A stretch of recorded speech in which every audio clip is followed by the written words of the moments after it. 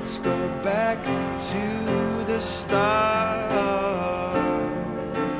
Running in circles, coming in tails, heads on the sides apart. Nobody said it was easy. It's such a shame for us to part. Nobody said it was easy. No one ever said it would be this hard. Oh, take me back to the start.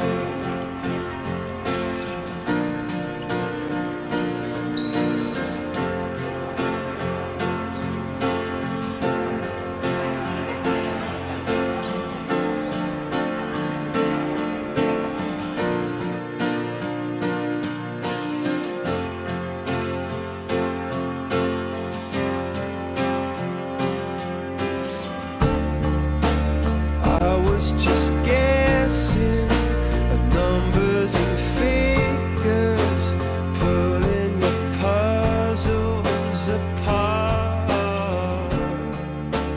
Questions of science, science and progress. Muy buenas noches tengan todos ustedes. Les damos la más cordial bienvenida a esta sesión de la Academia Nacional de Arquitectura, capítulo Monterrey. Queremos reconocer la presencia de los expresidentes de la Academia, así como los amigos de la Academia que nos acompañan el día de hoy. Asimismo, tenemos el gusto de tener entre nosotros al arquitecto José Cárdenas Miguel, presidente del Colegio de Arquitectos de Nuevo León.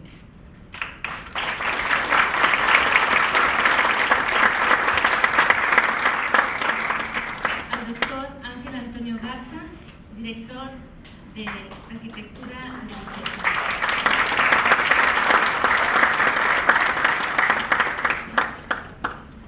a la arquitecta Aneda Arámbula, también directora de la carrera de Arquitectura de Lices.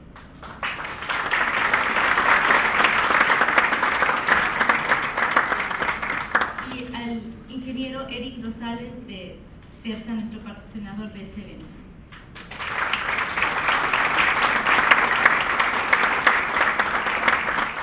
En esta sesión, como de costumbre, tenemos la ponencia de nuestro invitado, que será el ingeniero César Ulises Treviño, con los comentarios del arquitecto académico de número Alexandre Lenoir. Al finalizar, tendremos el gusto de dar a conocer a los ganadores del gran concurso Premio Arquitectura Joven. Para ello, nos acompaña el licenciado Eric Rosales, representante de Terza. Por lo anterior, les pido que permanezcan hasta el final de la sesión y los invito a apagar sus celulares. Muchas gracias. Como de costumbre, le pido a la arquitecta Teresa Martínez nos haga el favor de dar lectura a la crónica de la sesión anterior. Gracias. Buenas noches. La sesión pasada, la conferencia de la sesión pasada, estuvo a cargo del arquitecto Juan Ignacio Barragán para hablarnos de planeación ejecutiva para el desarrollo urbano sustentable en su calidad de funcionario de la Agencia para la Planeación del Desarrollo Urbano y como director de proyectos y gestión urbana. Inicia su intervención haciendo algunas precisiones sobre la manera de trabajar de la agencia, los conceptos en los que han venido trabajando y que definen lo que es la planeación sustentable y ejecutiva y el porqué, para finalizar con algunos proyectos en curso. La agencia, un organismo público descentralizado que coordina proyectos entre el Estado y los municipios. Un trabajo colectivo dentro de la propia agencia y en coordinación con obras públicas y otras dependencias, trabaja a petición de parte porque se solicita y se llega a un convenio. La planeación ha sido normativa hasta ahora y nos hizo una descripción de las diferentes escalas de planeación y cómo son débiles esos planes en la implementación y es por eso que no se aplican. Se pretende que ahora los planes sean tanto normativos como ejecutivos. Así, algunos de los objetivos de la gestión del desarrollo son los siguientes que mencionó. generar áreas de desarrollo integralmente planeadas, financiamiento adecuado y equitativo de la infraestructura, utilización de la infraestructura por parte del Estado para regir el desarrollo urbano y que los planes maestros sean ejecutivos.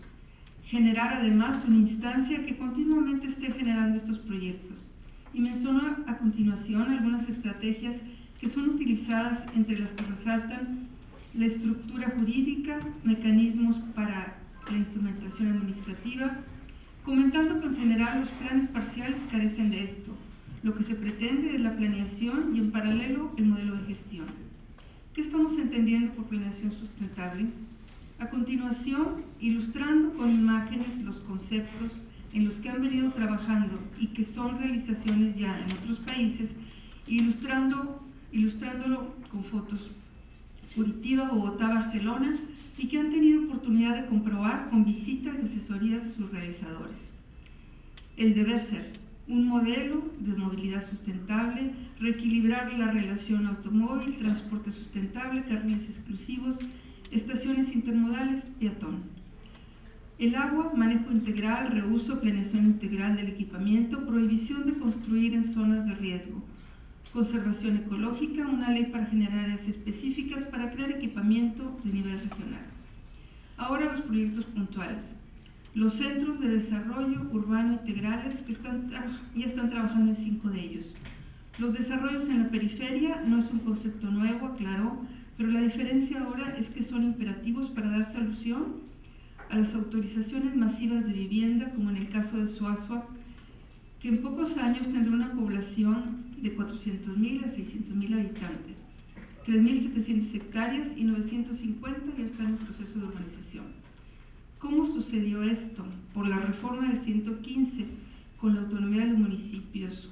El Estado no tiene atribuciones. Y a pesar del humor negro de Juan Ignacio sobre los Mercedes programados para atropellar peatones, nos pareció adivinar cierto pesimismo.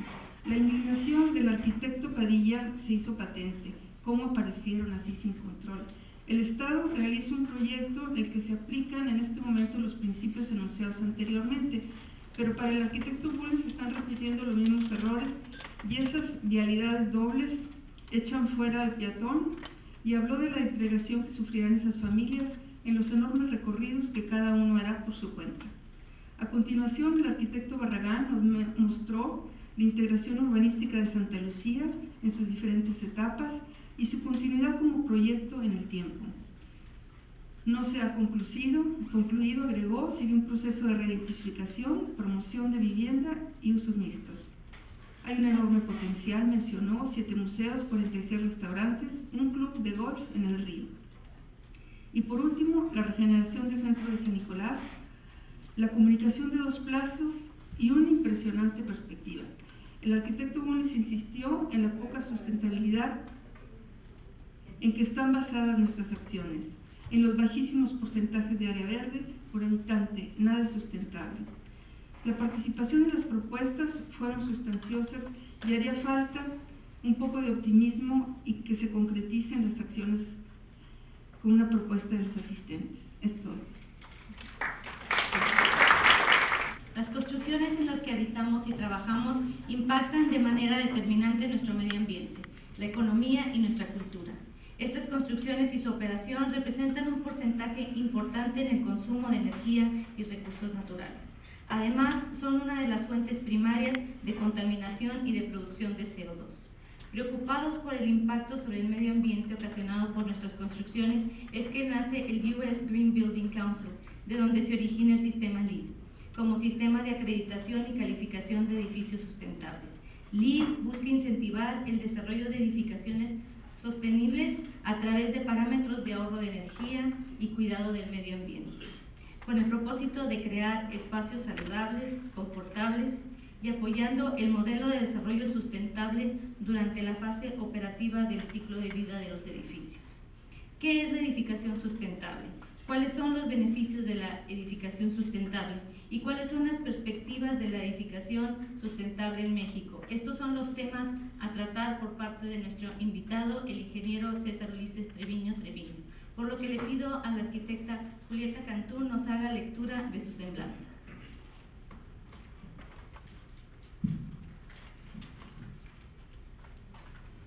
El ingeniero César Ulises Treviño es licenciado con honores en Ingeniería Civil del ITESM en 1991, maestría en Ingeniería Estructural y Gestión de la Construcción en la Universidad de Newcastle en Inglaterra en 1993, asesor técnico y jefe de comercialización para Sudamérica y el Caribe para el Grupo Vitro en Monterrey, México de 1991 a 1993.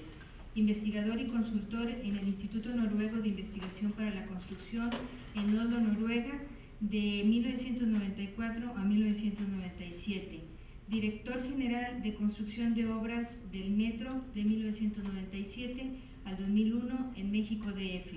Miembro del Comité de la Iniciativa Internacional para la Edificación Sustentable en el año 2003, que recibe del US Green Building Council la primera acreditación profesional LEED en América Latina. Conferencista magistral en múltiples congresos y simposios en América, Europa y Asia.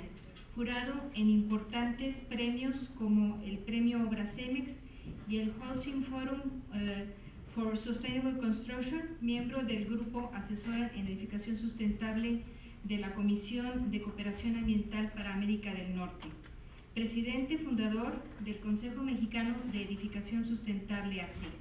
Secretario General en el año 2006 y tesorero en el 2007 del Consejo Mundial de Edificación Verde. Actualmente es director general de las empresas Bioconstrucción y Energía Alternativa SADCB y Green Building de México SADCB en Monterrey, Nuevo León. Damos la bienvenida al ingeniero César Ulises Treviño y al arquitecto Alexander Lenoir, que va a ser comentarista de esta plática.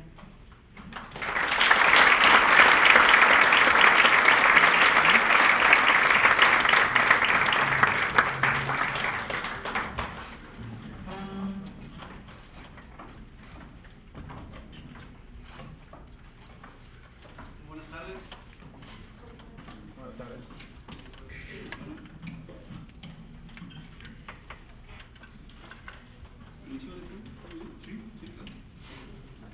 ¿Sí se escucha mejor? ¿No? ¿Sí está bien? ¿Aquí? Gracias. Bueno, muy amables, muchas gracias por esta invitación a la Academia de Arquitectura. Es un privilegio realmente estar con ustedes para compartir algunas ideas en torno a la edificación sustentable y en particular a las iniciativas nacionales en torno a este tema tan apasionante y contemporáneo.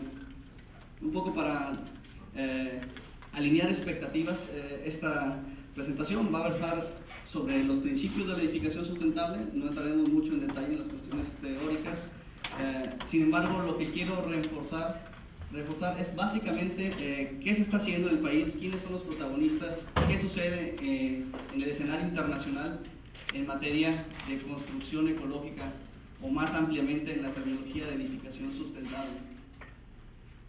Bueno, yo creo que esto está más que claro, ha sido temática de muchos foros, congresos, simposios, inclusive del día a día al acontecer en nuestros diarios, noticieros televisivos. Vemos que efectivamente es irreversible y es crítico la situación actual en materia de contaminación a nivel global. Desafortunadamente, esta realidad incómoda que le llamo es un tema ajeno para muchos de nosotros, profesionistas del sector de edificación. Sí, es muy fácil señalar, apuntar hacia otras industrias, pero desafortunadamente el impacto ambiental de las edificaciones en su construcción y operación, incluyendo la extracción de los materiales, es altísima. Más del 12% del consumo de agua potable a nivel mundial, hasta el 40% de las emisiones de CO2 que están generando el famoso cambio climático son producto de la construcción y la operación de las edificaciones a nivel mundial. Generamos hasta el 65% de los desechos sólidos, igualmente a nivel internacional, y un consumo de hasta el 70%, esto es más en países desarrollados como Estados Unidos y Europa y algunos países asiáticos. Esto es verdaderamente preocupante. Ahora, claro, lo interesante de esto es que efectivamente somos nosotros, los profesionales de la edificación, que tenemos una gran oportunidad de revertir este fenómeno climático. De hecho, las Naciones Unidas recientemente ha identificado el sector como construcción como el área con mayor potencial para generar cambios positivos o regenerativos en el medio ambiente a nivel global. No es la industria de la transformación, no son otros sectores que nosotros pensamos. La construcción, el diseño apropiado de edificaciones y su operación óptima puede generar el mejor y mayor beneficio en cuestiones de revertir los efectos climáticos a nivel global. Bien, edificación sustentable. Si me permiten, puedo dar algunas ideas, algunas reflexiones sobre el tema, pero quiero decirles que naturalmente tantas cabezas y tantas personas quisieran tener un acercamiento hacia la definición de edificación sustentable, podría ser muy válida. Entonces quisiera hacer una propuesta, efectivamente una de las muchas aristas o agrupaciones de términos para encasillar el término de edificación sustentable, que básicamente es la aplicación de los principios de desarrollo sustentable en el sector construcción e inmobiliario. Pero podemos definirlo como el agrupamiento de prácticas de diseño, las mejores prácticas de diseño y edificación que reducen o idealmente, en realidad no hemos llegado a ese punto, eliminen el impacto negativo de los edificios en el medio ambiente. Entonces, claro, algunas de las premisas que debemos de plantear antes de iniciar un proyecto, que desafortunadamente no es procedimiento habitual, es pensar si realmente requerimos construir, dónde, si será el lugar apropiado donde lo tenemos planteado, qué queremos construir, cuál es su vocación, su función y cómo queremos hacerlo. Realmente hacer esta revisión, créanme que no es ociosa, en proyectos resulta muy enriquecedor hacer estos replanteamientos elementales. Hay muchas excepciones de la edificación, sobre todo en la forma pragmática, cómo se refleja estos preceptos de sustentabilidad en la construcción. Algunos sí, efectivamente, muy ilustrativos, como tener literalmente los muros verdes, pero hay formas realmente creativas, apropiadas, y que estén respondiendo a un contexto, que eso es lo más importante. Recordar, y aquí más adelante estaremos enfatizando, que las grandes oportunidades de mejora están en un diseño apropiado, en los preceptos de arquitectura bioclimática, de diseño solar pasivo. Allí se pueden hacer los grandes cambios. Efectivamente, después pasaremos a definir materiales apropiados en el envolvente, en los equipos de alto desempeño que puedan minimizar los consumos de agua, de energía, pero hay que reconocer qué es lo que el contexto inmediato, el sitio mismo está demandando, ver cómo aprovechamos estos elementos naturales y efectivamente lo que no nos pueda dar en materia de confort, de eficiencia, las condiciones climáticas, entonces recurrir a tecnologías y materiales apropiados. Y efectivamente, en el tema de edificación sustentable y en países como Canadá, Estados Unidos y Europa, se ha generado una verdadera industria alrededor de los materiales alternativos, materiales que tienen un bajo impacto en la extracción de sus materias primas, que son reciclados o reciclables y que ofrecen propiedades interesantes para efectos de diseño estético y de desempeño ambiental. Bueno, hay propuestas extremas que ya conocemos, que es realmente reutilizar desechos o subproductos de otras actividades, y todo es válido, todo es válido. Aquí yo lo que quiero enfatizar es que efectivamente la edificación sustentable contemporánea no está peleada con ningún material en particular, no tiene ningún tipo de satanismo en particular. Todos los materiales, si se aprovechan, si utilizan correctamente, realmente en su ciclo de vida pueden tener un funcionamiento y un desempeño apropiado. La edificación sustentable, por una de las muchas definiciones que mencionaba, podríamos agruparla en 5 áreas generales. Es al nivel urbano, al nivel de entorno inmediato, los elementos relacionados con la planeación sustentable del sitio. Tenemos que hablar de la eficiencia y la reutilización del agua, especialmente el agua potable, la eficiencia energética, el aprovechamiento de las energías renovables, utilización de materiales y recursos ambientalmente preferentes, y algo muy importante, la calidad ambiental en interiores. Es un elemento que nos resulta un tanto subjetivo, pero que realmente tiene una trascendencia muy importante en materia de salud y productividad de los inquilinos. ¿Qué implica todo esto? Y ahorita que estaba viendo de reojo el video de David Suzuki, efectivamente creo que hay paradigmas que tenemos que interiorizar.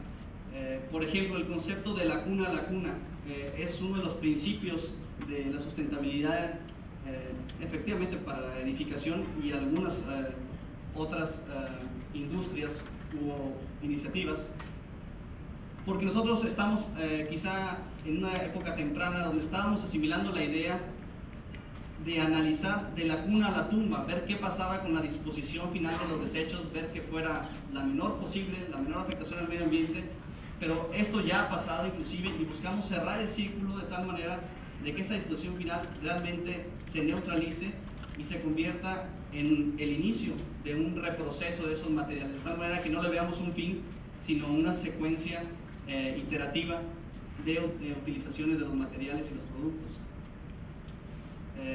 Pensemos en la huella ambiental, en esta forma de pensar más holística en materia de impacto ambiental.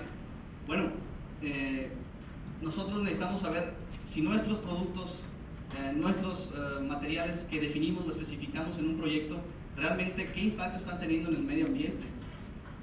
Desde el uso de suelo, la explotación de las materias primas, como decíamos, potencialmente el reciclaje o una disposición final de los mismos materiales. Inclusive yo les invitaría a que tomen esta referencia, este sitio web, o simplemente busquen en el internet Environmental Footprint Calculator, una calculadora que de una manera muy divertida, muy amena, nos ayuda bajo una serie de preguntas a identificar nuestros patrones de comportamiento diarios, cómo nos transportamos, qué comemos, qué hacemos en el trabajo, y eso nos empieza a dar una serie de números y de criterios equivalente en toneladas de CO2 o equivalente de lo que ellos llaman hectáreas globales, de cuánto afectamos en nuestro diario trabajar al medio ambiente. Y créanme que es un ejercicio interesante porque de pronto nos ayuda a entender realmente que algunas de nuestras acciones cotidianas pueden ser, por principio de cuentas, un gran potencial de cambio en cuanto a afectación al medio ambiente. Y es efectivamente hacer un planteamiento que va más allá de la edificación, como mencionaba, es ver en qué nos transportamos, cuáles son nuestras actividades de entretenimiento, cuáles son nuestros hábitos realmente en la forma en que utilizamos los servicios que tenemos en una casa. Entonces, como siempre decimos, cuando hay un buen diseño pasivo, requieres un usuario activo. ¿De qué nos sirve tener diseñado perfectamente un sistema de iluminación natural o de ventilación cruzada si eso está supeditado a que se active manualmente o se abran o se operen algunas ventanas? Si el usuario no abre las ventanas, se acabó el sistema pasivo. Y evidentemente otra forma es automatizarlo, lo cual es más complejo, pero de nuevo, se pueden estar utilizando recursos inapropiadamente. Y es muy relevante lo que quiero destacar, la actitud y la forma en la que cada usuario puede utilizar los recursos a su alcance. Y ver cómo efectivamente podemos aprender de la naturaleza. Una de las tendencias de diseño más sofisticadas, más actuales, es biomimicry, que es básicamente un diseño adaptado o con preceptos de cómo la naturaleza funciona. En la naturaleza no hay desperdicios, la naturaleza por sí mismo es inteligente, se regenera, llega efectivamente a ciclos clave y se estabiliza por sí misma. Bueno, ¿qué podemos aprender de esta sabiduría de la naturaleza en el diseño? En el diseño de mobiliario, en el diseño ya de equipos o sistemas sofisticados con los cuales el ser humano tiene interacción. Lo interesante es reconocer efectivamente que hay una interdisciplinaridad muy profunda.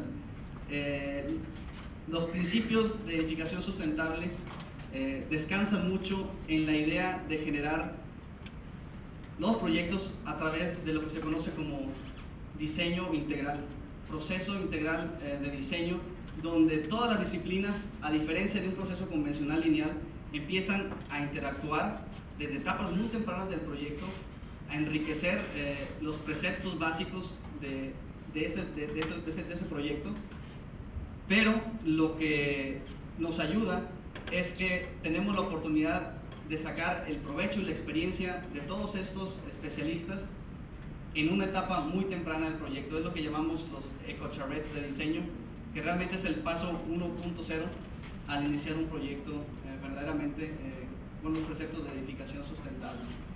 ¿Y cuáles son las etapas involucradas? Hay que entenderlo así. Efectivamente, hay que disponer lo apropiado en materia de planeación, poner el mayor énfasis posible, como ya lo mencionaba, en la etapa de diseño, traducirlo eso a las especificaciones y materiales correctos, idealmente bajo estos preceptos de ciclo de vida.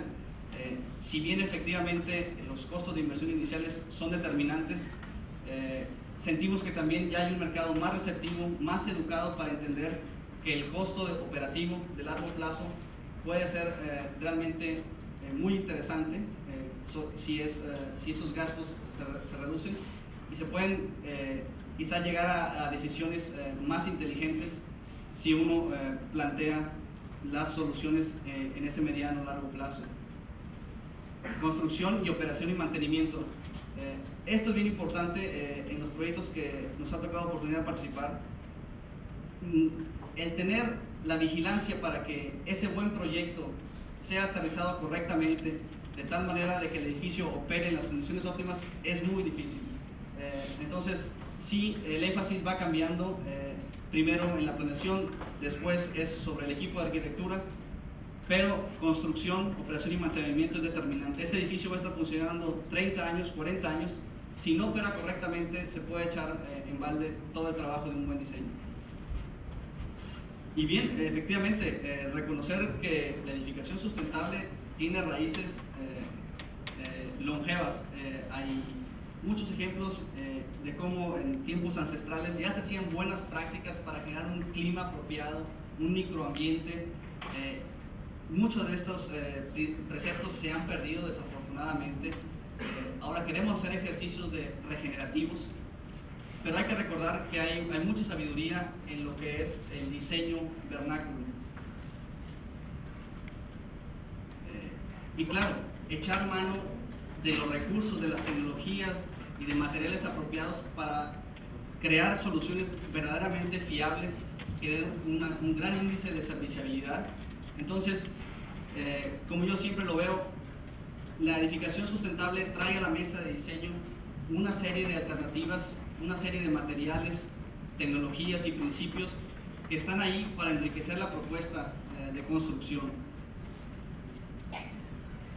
Y bueno, sí, efectivamente, esperemos que en el futuro empecemos a ver paisajes urbanos más enriquecidos con elementos que nos están dando un mensaje muy claro de que tenemos elementos que nos rodean, que realmente utilizados o interpretados correctamente pueden ser aliados en la operación de las grandes ciudades. Por ejemplo, son aerogeneradores con eje horizontal. Bien, los beneficios de la edificación sustentable, bien aplicados, se pueden demostrar costos primarios competitivos.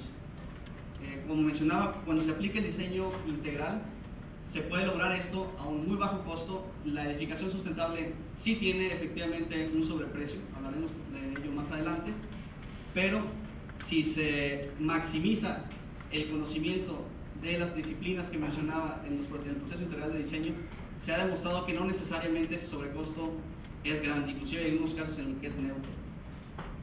Lo que sí queda clarísimo es que se busca una reducción en costos de operación, sobre todo energéticos, que créanme, no es muy difícil contra parámetros convencionales lograr unas eficiencias del 30 o del 40%. Buscar que efectivamente desde el punto de vista del mercado se disminuya la desocupación, que tenga mayor rentabilidad, mayor demanda de los edificios que tienen estos beneficios económicos. ¿Quién no quisiera rentar o alquilar un edificio que tiene características benéficas para el medio ambiente? Estos temas son muy interesantes en otros países. En México apenas vamos iniciando, pero se están dando condiciones favorables en el sector financiero. Las empresas que ofrecen seguros cuando observan que un proyecto tiene ciertas características, ciertas condiciones favorables, pueden estar dispuestas a dar condiciones preferenciales en las primas de seguros y de responsabilidades, ya que le representa evidentemente un riesgo menor el apostar por este tipo de edificaciones. En el caso particular del famoso síndrome del edificio enfermo, que sería la antítesis prácticamente de un edificio ecológico, bueno, eso sería razón de más importante para buscar que los interiores o los espacios en un proyecto sustentable estén generando, lejos de problemas a los usuarios, estén generando condiciones favorables, condiciones en las que la gente pueda realizar su tarea o vivir, si se trata de una casa, en las condiciones más sanas posibles. Y como mencionaba, estos son los elementos suaves de la edificación sustentable que pueden tener una gran importancia: salud y productividad. Si nos vamos a un periodo de vida de 30 años de un edificio, y podemos ponerle un más menos de lo que ustedes gusten en estos elementos, esto está documentado en Europa, pero en el periodo de vida de 30 años de un edificio, los costos iniciales de operación de inversión son muy pequeños, un 2, un 4%. Ese edificio, operarlo y mantenerlo durante 30 años nos va a costar el doble aproximadamente, o 3 veces más. Sin embargo, los grandes costos están relacionados con las nóminas. Si lo vemos desde el punto de vista de un inversionista que va a construir un edificio y va a tener a su gente productiva dentro de ese espacio, queremos que nuestro personal sea lo más eficiente posible. Si tuviéramos un edificio en el cual pudiéramos invertir, si ustedes quieren, un 15% adicional en equipamiento, en materiales y servicios que den un mejor confort para generar mayor productividad, pues fíjense que en el largo plazo no cabe duda que esa inversión inicial, ese sobrecosto de inversión inicial, puede pagarse con creces. Sucede ya en la realidad que los edificios que tienen algún tipo de acreditación, algún tipo de reconocimiento de sustentabilidad o ecológico, tienen una plusvalía en el mercado. Los usuarios, los inversionistas empiezan a reconocer estos beneficios y están dispuestos a pagar una prima adicional por rentar o comprar ese tipo de edificaciones. Se están generando oportunidades de desarrollo económico local. Esto es muy interesante. Una nueva industria de servicios especializados, una nueva industria de producción y fabricación de materiales ambientalmente preferentes. Y bueno, y si no, los grandes potenciales ya nos los pueden decir nuestros amigos de Persa, que efectivamente están viendo que hay un gran potencial y hay una gran sensibilidad ya dentro de los usuarios que están demandando productos de edificación con un valor agregado desde el punto de vista ecológico. Las ventajas competitivas, hombre, podemos pensar de entrada una diferenciación de mercado. Estamos haciendo algo distinto a los competidores. Yo creo mucho en el efecto de réplica. El arriesgarse, el apostar por un cambio realmente genera un efecto de ola positivo. Quizá no sean muchos los proyectos que tenemos verdaderamente representativos, pero sí han generado un cambio en la conciencia y en la apreciación de las construcciones mismas. Como mencionaba, realmente podemos estar abiertos a un uso apropiado de materiales, de soluciones. Tenemos una gran riqueza, sobre todo en México, un gran potencial para utilizar en nuestro favor los elementos naturales, sacar partido de las nuevas tecnologías, de los nuevos materiales que nos ofrecen altos grados de aislamiento, apropiado desempeño energético, maximización de la iluminación natural. Y bueno, vemos una serie de discursos, de materiales que pueden servir varios propósitos incorporados adecuadamente al diseño arquitectónico. Inclusive es una especialidad como tal, lo que se le llama arquitectura fotovoltaica, aplicar los paneles fotovoltaicos de una manera integral a los proyectos de edificación y no como un elemento adicional. Hay muchas cosas sucediendo a nivel nacional en el tema, inclusive algunas de ellas por años. El gobierno federal tuvo un programa de remozar edificios federales con objetivo de minimizar los gastos energéticos, mejorando la envolvente del edificio, equipándolos con sistemas HVAC de alta eficiencia. Hay más de 20 municipalidades a nivel nacional que están adheridas al programa de Agenda 21 de las Naciones Unidas, tratando de generar mejores condiciones ambientales para la ciudadanía en general. Hay ejercicios que se están llevando a cabo de tiempo atrás en materia de vivienda sustentable para interés social, programas del FIDE, de la CFE, Infonavit, Fobiste, muchos ejemplos de edificios bioclimáticos, aunque efectivamente muchos de ellos quizá con una visión parcial o aplicando solamente algunas familias de preceptos, como puede ser el ahorro de agua, las energías renovables, pero esta visión más holística e integral realmente es algo relativamente nuevo para la práctica de la edificación. Y por otro lado, los proyectos de clase mundial con una certificación internacional, como puede ser LEED. Bueno, ya tenemos 2 proyectos certificados en México y a la fecha hay más de 18 proyectos en proceso de certificación. Tenemos normas oficiales mexicanas, por ejemplo, en materia de eficiencia energética, de calidad del agua. Y lo preocupante es efectivamente el desconocimiento sobre estas normas. Son normas de carácter obligatorio, no son voluntarias, son obligatorias y no las conocemos, naturalmente no las ponemos en práctica.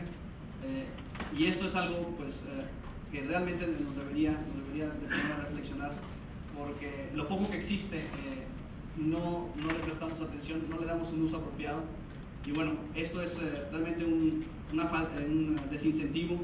Se los digo porque en las reuniones que hemos tenido con autoridades federales, ese es el reclamo de allá para acá. De aquí para acá nosotros les decimos es que no tenemos normatividades y muchas veces nos devuelven la observación diciendo, señores, ahí están las normas, ustedes no las saben, no las conocen, no las aplican. Bueno, sabemos que tenemos la Ley General de Equilibrio Ecológico para protección al medio ambiente, de las cuales efectivamente se derivan en cierta tipología de proyectos un manifiesto de pacto ambiental. Desafortunadamente lo hacemos efectivamente a manera de un cumplimiento administrativo y muchas veces se queda únicamente en eso, buenas intenciones. Y bueno, estamos dejando pasar realmente grandes oportunidades, ya que México es un país no anexo 1 al protocolo de Kioto. Y con esto quiere decir que podemos vender las toneladas de CO2 ahorradas con proyectos ecológicos o, como mencionaba, de proyectos limpios de desarrollo. Solamente tenemos 14 proyectos aprobados por las Naciones Unidas para vender bonos de carbono, que están relacionados 12 de ellos con granjas de cerdos. No tenemos realmente nada que merezca la pena, ni siquiera a nivel forestal, como algunos otros países centroamericanos inclusive. Sí son muchas las organizaciones, como mencionaba, algunas de ellas trabajando en eficiencia energética, otras efectivamente desde el punto de vista de energías renovables, pero sí creemos que efectivamente falta un discurso, una frecuencia que nos pueda unificar caminos. El Consejo Mexicano de Edificación Sustentable, que tengo el gusto de presidir desde hace un par de años, bueno, realmente se suma a las asociaciones civiles que tienen una propuesta de valor. Estos son los logotipos de algunas de estas organizaciones. Debo mencionar algo interesante. Estas organizaciones, como CESOL, Semarnat, Secretaría de Energía, están trabajando en horizontal de una manera interesante. Sí entendemos que hay un proceso largo y complicado, pero ya hay una comunicación, hay una serie de intenciones que al menos del sexenio anterior a este están mandando un mensaje de continuidad. Ojalá se completen programas interesantes pronto. Bueno, desde el punto de vista académico, investigación y desarrollo, ya existen universidades, instituciones de investigación trabajando en el tema. Quiero pensar que estoy equivocado y ya existen más maestrías y doctorados. Conocemos efectivamente la de tecnológico, de desarrollo de ciudades sustentables. Existe la Red Mexicana de Arquitectura Bioclimática, está patrocinada por la Asociación Nacional de Energía Solar, y otras fundaciones ambientalistas que tienen el sector construcción como una de sus prioridades. Yo creo que esta es una apuesta muy sabia, prioritaria, en generar capacitación, en generar educación profesional. Como les mencionaba, el Consejo Mexicano de Edificación Sustentable se constituyó como la primera asociación civil en México, haciendo una propuesta integral y más holística en materia de transformación del mercado del sector de la edificación. Básicamente a través de la promoción de las mejores prácticas de diseño y construcción sustentable que descansan en una herramienta de calificación y certificación ambiental que es el LEED. En noviembre de 2006 tuvimos el honor de organizar este primer congreso latinoamericano de edificación sustentable. Fue congreso y expo, más de 25 países, cerca de 700 congresistas y más de 2.500 visitantes. Contamos con el apoyo de todas estas organizaciones a nivel gubernamental y privado. Fue una gran experiencia. Esto se realizó en conjunto con la reunión anual de directivos del Consejo Mundial de Edificación Verde, el World Green Building Council. Estas fueron algunas de las empresas que estuvieron participando, nacionales e internacionales. Pero sí es importante reconocer la influencia a nivel global.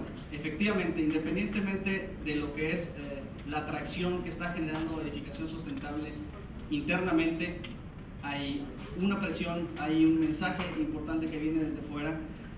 Se acaba de terminar un informe que lo recomiendo de parte de la Comisión de Cooperación Ambiental del Tratado de Libre Comercio de América del Norte. Se llama Retos y oportunidades para la edificación sustentable en América del Norte. Está en la página www.csc.org. Creo que es el estudio más serio a la fecha que se ha hecho en la materia, al menos para el caso de México, y lo hace en comparativa con nuestros vecinos de Canadá y Estados Unidos. El World Business Council for Sustainable Development tiene un programa muy interesante de eficiencia energética en edificios. Trae una propuesta muy agresiva, realmente con herramientas y políticas, no solamente de mercado, sino herramientas gubernamentales para generar condiciones más favorables, de tal suerte de que para el año 2030 todos los edificios que se construyan en el mundo sean positivos en la generación de energía. Es decir, son edificios que van a consumir, por definición, poca energía, pero van a estar produciendo más de esa energía que requieren, de tal manera que puedan exportar energía. El programa de las Naciones Unidas para el Medio Ambiente tiene dos iniciativas muy interesantes. La iniciativa de edificación y construcción sustentable y análisis de ciclo de vida sustentable. Estos señores también creo que van a ser muy importantes con su propuesta, porque su idea es llegar con soluciones y recomendaciones a los gobiernos nacionales y municipalidades sobre cómo incentivar o dar condiciones, sobre todo financieras o tecnológicas, para favorecer a gran escala el desarrollo de construcciones ecológicas. También está, dentro de otras, la iniciativa del cambio climático de Clinton. Es un agrupamiento de iniciativas en las 40 megaciudades del mundo. Ciudad de México es la única participante en nuestro país, pero la idea es generar compras, adquisiciones a gran escala, de tal manera de que se abatan los costos de las tecnologías. Es decir, utilizar el poder de compra, imagínense, del gobierno federal o de un gobierno de una ciudad como puede ser de Monterrey, Guadalajara, Ciudad de México, para buscar volumen, de tal manera de que se generen condiciones más favorables en la adquisición de materiales o tecnologías ambientalmente preferentes. Existen organizaciones, como mencionaba, al menos en América del Norte estamos alineados el Consejo Mexicano de Edificación Sustentable, en inglés Mexico Green Building Council, con nuestras contrapartes de Estados Unidos y de Canadá. Dicho sea de paso, esta organización fue la que desarrolló el ahora ya tan sonado sistema de certificación LEED, y otros países como Australia, los Emiratos Árabes, Reino Unido, Brasil, Japón, Taiwán, la India, Nueva Zelanda, Alemania, Sudáfrica y otros 5 países más que se han sumado al Consejo Mundial de Edificación Sustentable, que ya representan más del 50% de la construcción a nivel mundial. Aquí debo de mencionar que es muy importante que ya tenemos a bordo a la India y muy próximamente a China, que acaba de constituir su Consejo de Edificación Verde, el China Green Building Council. Efectivamente no funciona al igual que los demás consejos, que son mayormente asociaciones civiles. En China es evidentemente otra condición política, está muy liderado por el gobierno, pero debemos de recordar que el 70% de todas las construcciones en el mundo que se realicen en los próximos 20 años van a estar en China y la India. Si no tenemos a China y a la India en este tema, estamos en problemas. Pero bueno, creo que al menos por esta parte de las propuestas de transformación de mercado vamos por un buen camino. Hay más actividad, efectivamente, que está sucediendo. Hay muchas organizaciones que tienen el tema como una prioridad de tiempo atrás. Hay muchas sinergias que estamos viendo entre las diferentes instituciones nacionales con sus contrapartes extranjeras.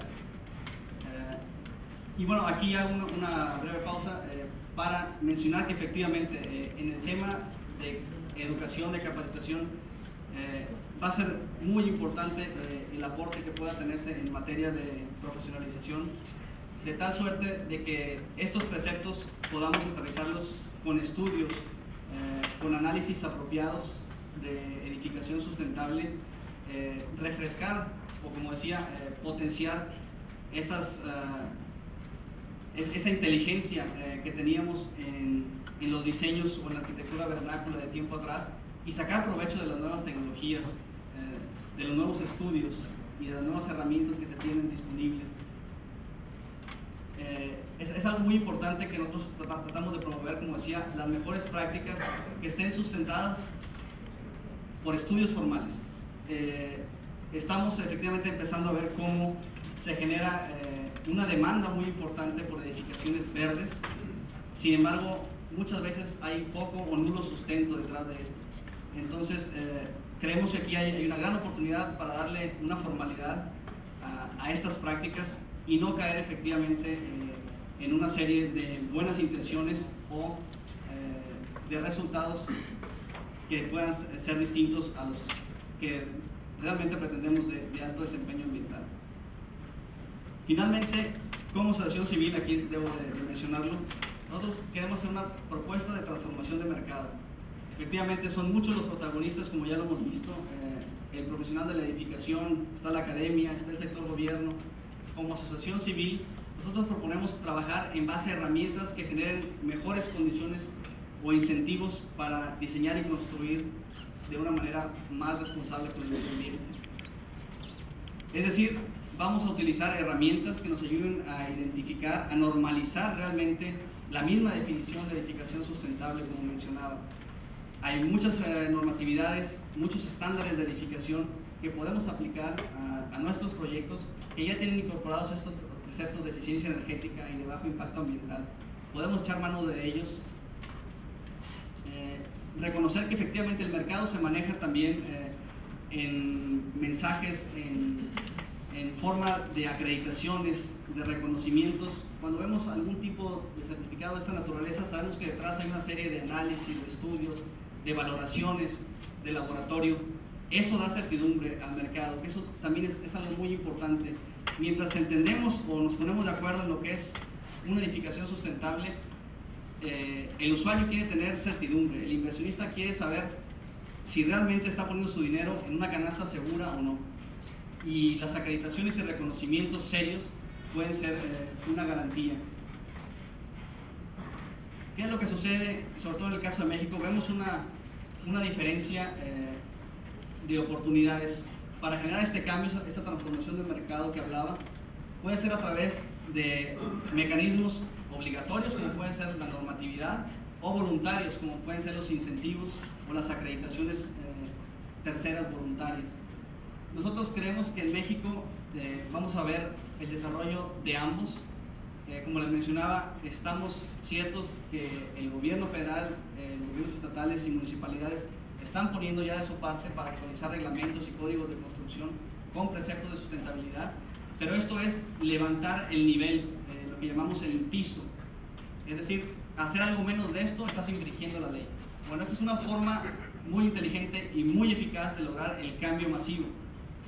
Por parte del Consejo de Edificación Sustentable estamos aportando incentivos voluntarios, es decir, el que realmente logre una diferenciación en desempeño ambiental se va a estar siendo reconocido como que tiene un valor agregado en el mercado, hay una diferenciación natural y por ello efectivamente lo que pudo haber sido una sobreinversión al inicio del proyecto se va a recuperar en el mediano y largo plazo, ya sea en renta o venta de los metros cuadrados de esos edificios. Y hay que reconocer que efectivamente esto no es tan nuevo, quizá como pensamos. Existen docenas de sistemas de certificación a nivel mundial. Les puedo decir, por ejemplo, el BREEAM es casi el papá de todos los sistemas, es del Reino Unido, el Green Star es de Australia, el CASB es de Japón, Green Globes de Canadá.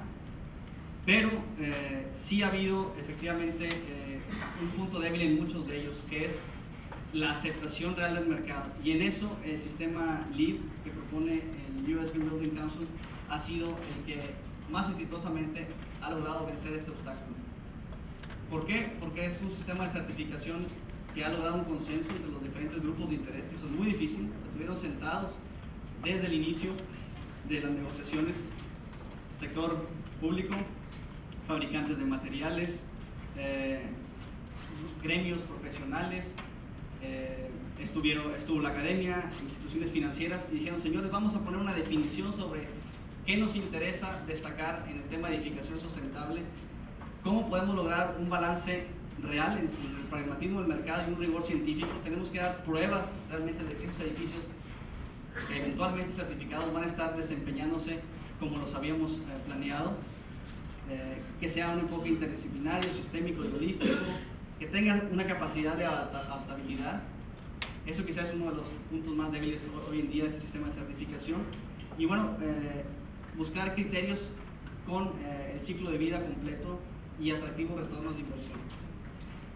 Finalmente, debo mencionarlo, si los sistemas de evaluación y calificación ecológica se utilizan correctamente, por definición pueden ser muy buenas guías de diseño.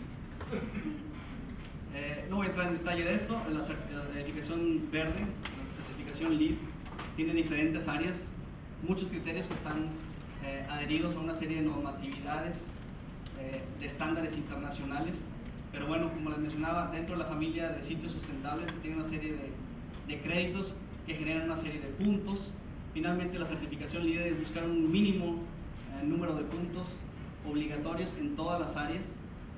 La siguiente familia es eficiencia de agua, la siguiente es en materia de eficiencia energética y protección a la atmósfera. Dicho sea de paso, son los puntos más difíciles de obtener.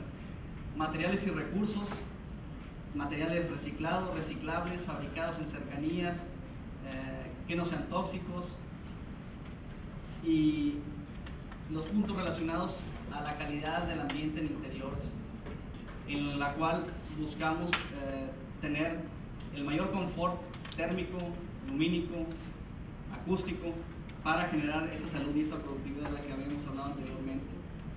Y bueno, hay posibilidad de lograr algunos puntos por lo que ellos llaman innovación y diseño en el proceso. Estos esquemas de certificación LEED, de alguna manera, como les menciono, son los proyectos que realmente tienen una evaluación externa, tercera, de calificación internacional. Hoy en día son dos los proyectos que se tienen certificados. El primero, en el 2005, es el Centro Internacional de Negocios en Ciudad Juárez, un edificio de 2.500 metros cuadrados, de 2 pisos. De hecho, fue el primero con la certificación LEED en América Latina. Entonces, realmente hizo brecha en nuestro país. Y recientemente, en noviembre del año pasado, el banco, el edificio corporativo de HSBC, en la ubicación en la Avenida Reforma, Ciudad de México, logró la primera certificación a nivel oro. Realmente hay diferentes niveles de certificación: básica, plata, oro y platino. Esta es la primer oro que se da en el país y en América Latina. Y bueno, quizá muchos de ustedes ya conozcan el proyecto, y como lo ven de nuevo, quizá por el aspecto exterior, pues efectivamente puede ser un discurso modernista, pero al fin del día este edificio tiene una acreditación en la que demuestra más de un 40% de ahorro de energía en comparación a cualquier edificio convencional equiparable en Estados Unidos. Ahorra más de un 80% de agua, tiene materiales de baja toxicidad o nula toxicidad, tiene un roof garden en el piso 10, más grande comercial en el país, y muchos sistemas que optimizan el acondicionamiento en los interiores. Hasta el mobiliario mismo tiene certificaciones internacionales. Bien, esto del sector comercial, quiero mencionar brevemente, y tomo prestados unas filminas de la Comisión Nacional de la Vivienda. Está en desarrollo el programa de vivienda sustentable, para lo cual la CONAVI se ha enfocado a diseñar criterios e indicadores para desarrollos habitacionales sustentables. Esto ya está avanzando. ¿Cuál es la relevancia? Bueno, sabemos que año con año se requieren alrededor de 700,000 unidades de edificación de vivienda de interés social, que básicamente son para aquellos que ganan hasta 5 salarios mínimos.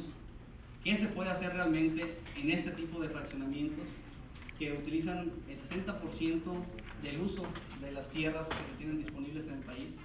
Pues, ¿cómo tratar de revertir realmente estos modelos de desarrollo en algunos que tengan algunos elementos que sean, pues, básicamente más humanos, más confortables para el usuario? Y claro, en muchos de los ejercicios que les mencionaba que se están haciendo, el enfoque es en un modelo de fraccionamiento que tome en cuenta las condiciones naturales o los preceptos de diseño bioclimático, maximizar iluminación natural, buscar inducir o aprovechar las corrientes naturales de ventilación, aislamiento en el envolvente de las residencias y en algunos casos ya con aplicaciones de energía renovable. De hecho, este es un proyecto aquí en Monterrey que ha tenido varios reconocimientos a nivel nacional. Este es el programa estratégico que tiene la CONAVI. Van trabajando bien, como les mencionaba, a nivel intersectorial, sobre todo con Semarnat y la Secretaría de Energía a través de la CONAE. Así va tomando forma este esquema de calificación, como mencioné, está en desarrollo, pero está interesantemente dividido y adaptado a las regiones bioclimáticas del país. De nuevo se traduce en una serie de criterios y puntuaciones, y lo interesante de esto es que la Comisión Nacional de Vivienda ha autorizado, o más bien ha anunciado, que existen más de 5,000 millones de pesos disponibles en subsidios para la vivienda que pueda cumplir con un cierto número de estos criterios de sustentabilidad. La otra iniciativa que se tiene también relevante, ya la conocen quizá muchos de ustedes, es el famoso programa de hipotecas verdes del Infonavit. Este es un esquema en lo que llaman Green Mortgage o Energy Efficient Mortgage en otros países, pero es básicamente incrementar el monto del préstamo para un usuario, partiendo del hecho de que los gastos de operación y de mantenimiento de esas viviendas van a ser menores y por ende el usuario tiene más dinero en su bolsillo mes con mes para pagar la hipoteca con algún sobreprecio que efectivamente va a estar destinado a sistemas de eficiencia energética o de mejor aprovechamiento de energías renovables. Esto también está en proceso. En realidad, poco se ha sabido de ello, pero la Ciudad de México, a través de la Secretaría del Medio Ambiente, está trabajando en un sistema similar de evaluación ecológica para edificios, con la pretensión de que efectivamente se den algunos beneficios tangibles para aquellos proyectos que puedan cumplir con esos estándares. Se les pueda dar, por ejemplo, lo que tienen en mente, reducciones en los impuestos prediales, se les puedan dar agilidad o priorizar sus tramitologías en cuanto a permisos de construcción. Pero bueno, esto sigue todavía en debate. Esa transformación del mercado ya se está dando y debería tener quizá reportes del periódico nacional aquí en el norte, en el Universal. Ya es prácticamente obligado que en sus artículos se hable del tema de sustentabilidad en la edificación. Precisamente ayer, como hablábamos, Alexander, salió una nota, pues quizá poco halagüeña, donde efectivamente algunos planes o normatividades locales parecen desincentivar la edificación sustentable en el momento en que más se necesita. Pero bueno, creo que también de esa parte podemos nosotros generar una contracorriente, una propuesta nivelante. Es importante también trabajar en equipo, esperamos poder lograrlo, por ejemplo, con los profesionales inmobiliarios, que ellos también le asignen un valor real a las edificaciones verdes. Qué bueno que tengamos edificios bien diseñados, bien construidos, pero aquellos que evalúan, aquellos que asignan realmente un valor económico a los edificios también deben de tener dentro de sus checklists o de sus parámetros de calificación el valor de tener materiales de mayor desempeño, tecnologías igualmente favorables para el medio ambiente. Eso debe eso debe de pagar, debe tener un retorno de inversión interesante. Como les mencionaba, hay muchos ejemplos de hipotecas verdes o de eficiencia energética. Hay especialistas que comercializan únicamente con este tipo de proyectos, pero lo interesante es efectivamente buscar un cambio en nuestros sistemas mentales, operativos. Hay muchos valores intrínsecos en nosotros mismos que no precisamente favorecen los preceptos de desarrollo sustentable. ¿Qué hacer ante una realidad del mercado tan dispar, donde tenemos un gran porcentaje de edificación que ni siquiera está regulada, cuando tenemos regiones bioclimáticas con diferentes variables y muy extremas, diferentes prácticas o métodos constructivos? Y claro, en México encontramos entonces proyectos que pueden estar dentro de las grandes ligas a nivel mundial como aquellos certificados LEED y edificación no regulada masivamente, ¿no? Entonces encontramos estos retos de fortalecimiento de capacidad institucional, una necesidad de vinculación interinstitucional, así como mencionaba, quizá en algunos programas ejemplares sí se ve esa comunicación, pero en muchos otros no sucede así. De hecho, hasta en un mismo municipio de pronto vemos iniciativas paralelas donde no se tiene una agenda común. Pero creemos que para desatorar esta estaticidad podemos generar ideas en materia de mecanismos financieros e incentivos fiscales. Finalmente eso es lo que quiere el inversionista, dice: ayúdame, yo hago el esfuerzo, pero dame alguna condición preferencial o algún tipo de certidumbre en mis procesos o en los impuestos que debo de pagar. Y afortunadamente se tienen referencias a nivel internacional de muchas soluciones en las que el gobierno puede dar incentivos que no le cuestan absolutamente nada, simplemente dar facilidades o dar condiciones más favorables para la inversión, que las discutiremos más adelante, quizá ya en la discusión. Hay que monitorear esos proyectos piloto. Se han hecho muchos ejercicios, desafortunadamente nunca se les da el seguimiento apropiado. Diseñamos para X grado de desempeño ambiental, pero cómo lo validamos y cuándo lo validamos nunca sucede. Ya hablamos de los retos en relación a la creación de un valor de mercado. Queremos que este valor agregado se pueda transmitir en toda la cadena productiva. Creemos que efectivamente ya hay muchas empresas, muchas instituciones que tienen la responsabilidad social corporativa como una primicia, y este tipo de edificaciones encajan en esa filosofía. Bueno, ya hemos hablado de las atribuciones de la certificación LEED, y dentro de los retos de políticas públicas, simplemente mencionar que efectivamente, si bien aquí hemos hecho enfoque en las oportunidades a nivel edificio, bueno, se debe de empezar realmente por la escala mayúscula. ¿Qué podemos hacer a nivel urbano, regional, a nivel ciudad, en el planteamiento de desarrollo urbano sustentable? Y realmente, ¿qué se puede generar como una política paraguas a nivel nacional? Entonces, existe un Plan Nacional de Desarrollo, poco se habla, y tangencialmente en particular, de desarrollo sustentable para la edificación.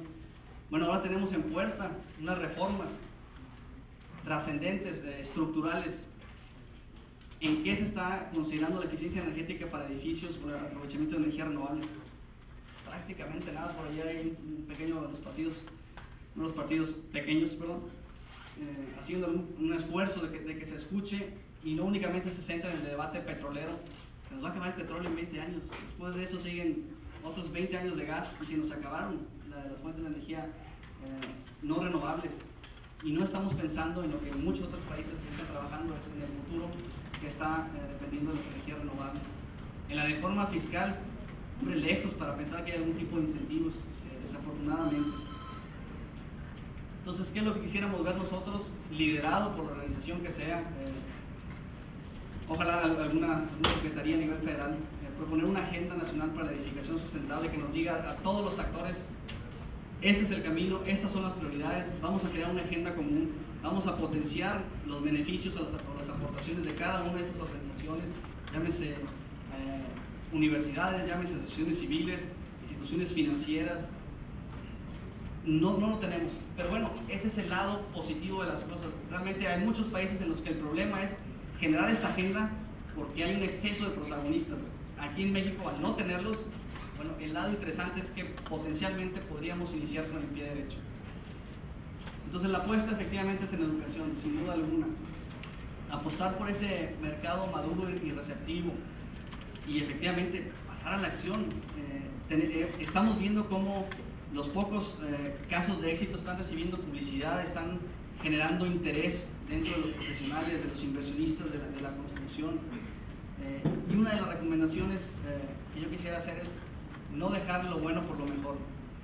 Si vieron efectivamente algunos de los criterios, pues son muy ambiciosos, son multidisciplinarios, pero seguramente en el proyecto que tenemos en puerta podemos incorporar una o dos acciones positivas. El siguiente proyecto seguramente otras tantas adicionales y así incrementalmente ir ganando confianza, ir ganando certidumbre en estos sistemas o en estas nuevas definiciones de edificación sustentable, pero definitivamente no hay tiempo que esperar.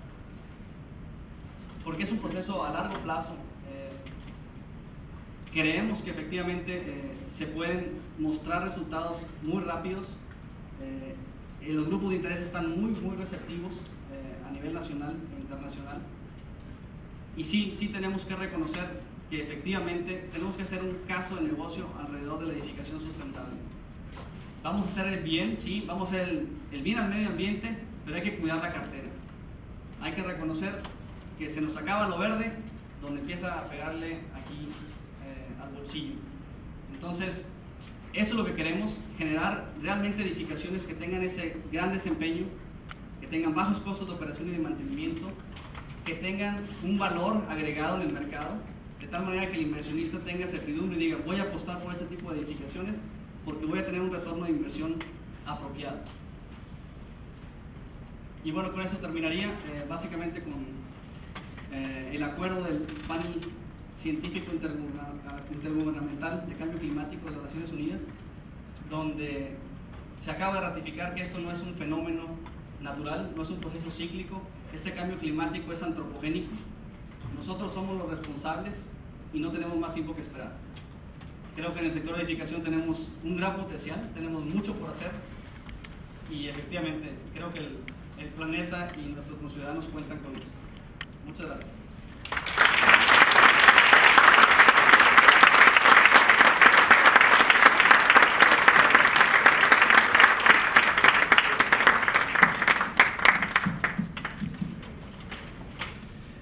Ulises, muchas felicidades y muchas gracias. Creo que estás tocando puntos esenciales para el futuro de nuestro planeta, de nuestros niños. Me quedé muy inquieto yo en la noche al oír todo esto y el preámbulo de la película que vimos. Hay muchísimas reflexiones. La primera que quisiera poner en la mesa es un poco el sentido común, o sin nostalgia hemos perdido un poco el manejo del sentido común dentro del ejercicio de la profesión o de nuestro comportamiento en sociedad.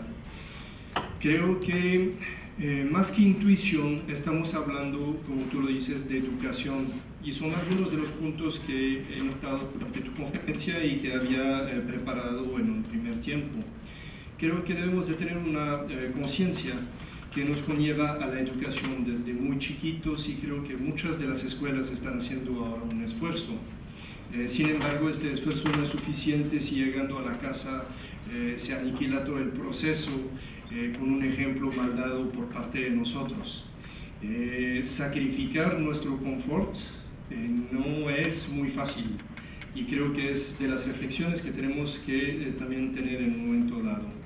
Creo que la educación se debe dar no solo al nivel profesional, que esto sí estoy seguro que debemos nosotros de tener esta responsabilidad y aplicarla. Y como decíamos, con el sentido común sencillamente vamos a mejorar. Tú lo citas, acciones muy sencillas en nuestro quehacer profesional de arquitectos, de ingenieros o ingenieros en todas las especialidades que tú citaste, y realmente yo creo que son muchísimas. Son cosas fáciles, en un punto dado. Si no hablamos de tecnología, creo que el ejemplo sería de poder orientar correctamente la casa, si hablamos de una casa o un edificio, de utilizar ventilaciones naturales, cruzadas o no, pero ventilaciones naturales, de protegernos del sol en la condición de Monterrey o de abrirnos al sol en ciertos países donde se necesita este calor, etc. Cosas que debería de ser intuitiva, pero esta intuición viene justamente con esta educación que recibimos, porque va a ser un mecanismo de reflejo, si te entendí bien. Muy bien. A base de esto quisiera hablar un poco de los niveles de esfuerzo. Siento que hemos visto aquí muchísimos niveles. Quisiera fijar un poquito el marco en el cual estamos trabajando y ver un poco justamente el primer nivel, que es el nivel de gobierno, que vimos que puede trabajar bajo incentivos, facilidades al momento de los trámites, también premios y obviamente la educación, que debe de estar incluida dentro del paquete de gobierno, porque pues hablamos muy seguido de las escuelas privadas, pero las escuelas públicas tienen también un papel primordial dentro de esto. Al nivel industrial, siento que no hemos exigido a nuestros industriales, por miedo de perderlos o por miedo de supuestamente perder eficiencia, un cumplimiento frente a justamente el medio ambiente en el cual estamos viviendo. Creo que es momento de acotar las actividades industriales a un cierto grado de limpieza también, a base de filtros. Otra vez el gobierno debe participar, no solo las empresas, sino debe de haber facilidades, debemos de poder ayudarles a esta transición que debe operarse no en 2 minutos, sino al filo de los años, para que justamente no pierdan esta competitividad frente a países en vía de desarrollo. Por otra parte, creo que he visto la eficientización en Suiza, que es extremadamente difícil para la industria desarrollarse, y además el gobierno les obliga a cumplir reglas y reglamentos muy complejos, y aún así veo esas empresas creciendo. Entonces creo que sí es posible, y lo he visto al nivel del agua, lo he visto al nivel de la electricidad, pero lo he visto al nivel de las emisiones contaminantes, que se reducen a casi cero. He visto revertir procesos en ciudades donde estaban altamente contaminadas hace menos de 10 años, llegar a un grado ahora de limpieza de aire sin haber disminuido su actividad. Diría mismo que se aumentó la actividad, pero con más calidad. Luego hablaríamos un poquito de la iniciativa privada, los lugares de trabajo, los hogares y la responsabilidad justamente de todos nosotros. Me acuerdo de hace unos años una alumna mía vino a verme casi llorando y me dice: me siento muy sola en mi esfuerzo de tratar de salvar al mundo. ¿Qué estás haciendo? Y me dice: no, es que separo la basura, pero no sirve de nada, veo todo lo que estoy haciendo y soy sola en este mundo, remando en contra de cualquier corriente. Y le dije: mira, estás empezando a enseñar el ejemplo, y creo que si empezamos un día, esto es el efecto de la bola de nieve que crece cada. También hablamos de recuperación, de reciclaje o de separación. En países desarrollados, el costo de la basura es enorme, pero también la oportunidad de la basura es enorme. Podemos volver la basura un negocio, pero al mismo tiempo podemos pedir un poquito de conciencia y de responsabilidad a cada uno de nosotros. Y por ejemplo, me acuerdo, en mi casa en Suiza pagamos $1 por bolsa de basura. Entonces llegas a tu casa y bolsa que pongas afuera ya la pagaste $1. No es que la pagas a la persona de la basura, sino que ya cuando la compras hay un impuesto básico que va directamente para el tratamiento de la misma. También se enseña que esta basura no será recogida si tú no separas. Entonces, automáticamente, y les puedo decir, se hacen expertos, lo levantan y ya saben. Si hay botella, ya no se toca. Si hay aluminio, no se toca. Si hay papel, no se toca. Entonces, ¿qué pasa? La gente empieza a tomar una cultura obligada, obviamente, de reciclaje. Entonces se separa el papel, se separa el vidrio, se separa el aluminio y al fin todo el mundo va y deposita donde debe de depositarse las cosas. No es un gran esfuerzo, es aún diría extremadamente fácil y es algo que ayuda muchísimo al medio ambiente. Lo podemos aplicar a nivel de, yo creo que el TEC ha tenido un programa ahora por más de 10 años o 15 años de reciclaje que al principio no funcionó extremadamente bien porque me acuerdo que separábamos y llegaba la gente de la basura y vaciaba todo en una sola, pero ya pasó esto, ya estamos ya desde más de 8 años, yo creo que ya lo hemos visto, este proceso ya se corrigió y ya está perfecto. Hemos visto también negocios como GEN, por ejemplo, que muestra el ejemplo, que trata de reciclar ya la basura. Entonces creo que es, a fin de cuentas, sí, la gente se está dando cuenta poco a poco de las bondades de una cosa como esta. Después de esto quisiera hablar un poquito en el sentido general de las ciudades y me parece que aún hemos visto estas manchas ahí en la pantalla de luz enormes. Yo creo que hay que contener. Sencillamente, si redensificamos nuestras ciudades, redistribuimos las mismas, ofrecemos una calidad de vida superior adentro de las mismas ciudades, la gente va a ser atraída hacia esos espacios y no expulsada hacia una periferia donde nos estamos comiendo terrenos inhóspitos aún para la agricultura, porque no todos los territorios son buenos para agricultura, pero sencillamente llevar energía fuera de la ciudad tiene un costo elevadísimo para la ciudad, y una ciudad que va a perder su potencial energético es una ciudad muerta en nuestro futuro. Entonces creo que hay una conciencia muy sencilla en esto. Luego el último argumento se basaría un poco en tu argumento de mercadotecnia y creo que como arquitecto lo estamos usando ahora, de decir, ok, perfecto, vamos a generar con esos edificios verdes una calidad de vida muy superior, pero sobre todo una diferenciación de producto. Entonces, un inversionista no se va a quedar ahí sordo a ese tipo de argumento. También hablamos de ahorro, entonces la persona que lo compra, aunque lo haya comprado a un precio superior, va a sentir el retorno de su inversión.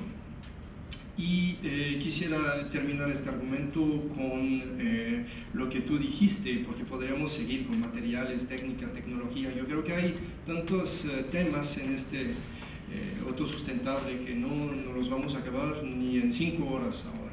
Entonces, quisiera retomar tu frase de pasar de las buenas intenciones a acciones concretas a todos los niveles. Creo que esto sería una buena solución y que todos empecemos al nivel que queremos y al nivel que alcancemos. Creo que eso es sumamente importante. Y para lanzar ahora un poco el debate, hay dos cosas que me interesan. Una que no tocaste, de lo de los bonos verdes, que ya quisiera saber a qué se refiere cuando hablamos de bonos verdes, pero eso en un segundo tiempo. Yo quisiera saber cuánto cuesta realmente como incremento a tu costo básico si tú quieres hacer una edificación sustentable. Y después, ¿en cuánto tiempo recuperas esta inversión? No sé si nos podrías un poco aclarar esto antes de pasar el micrófono ahí a la sala. Sí, Alexander, muchas gracias por las reflexiones. Sí, efectivamente, en materia del costo, que es algo primordial, vamos a reconocer que, como iniciamos en la plática, por misma definición de edificación sustentable podemos tener diferentes acepciones, diferentes alcances. Entonces, parametrizar correctamente qué es verde puede hacer una gran diferencia. Simplemente, bueno, ya vemos que de pronto algún tipo de proyecto, si incorpora unos paneles solares o si tiene un sistema o algún equipamiento particular de alta eficiencia, decimos que ya es ecológico. Sí, tiene principios ecológicos.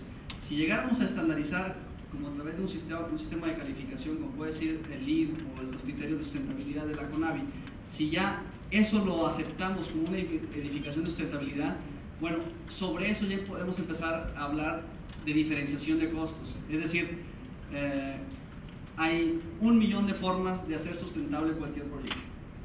Un sinnúmero de combinación de diseño, materiales y tecnología. Eso efectivamente va de la mano de un costo determinado. El sobrecosto, yo debo de acotarlo siempre, es muy relativo en el sentido de que la buena selección de materiales, los estudios apropiados, el diseño adecuado, sí efectivamente pueden tener un sobrecosto, pero cuando tenemos un elemento de referencia, este elemento de referencia puede estar en un nivel muy básico, muy austero, o puede estar en un nivel que tiene ciertas consideraciones o ciertos principios o una cierta holgura económica. ¿Qué quiero decir con esto? Por ejemplo, para el caso particular de una edificación ecológica, entendiendo por esto una edificación que va a tener una acreditación, una certificación, el sobrecosto en proyectos nacionales e internacionales, los pocos nacionales que tenemos y los muchos internacionales que hay, varía entre un 5 y hasta un 20%.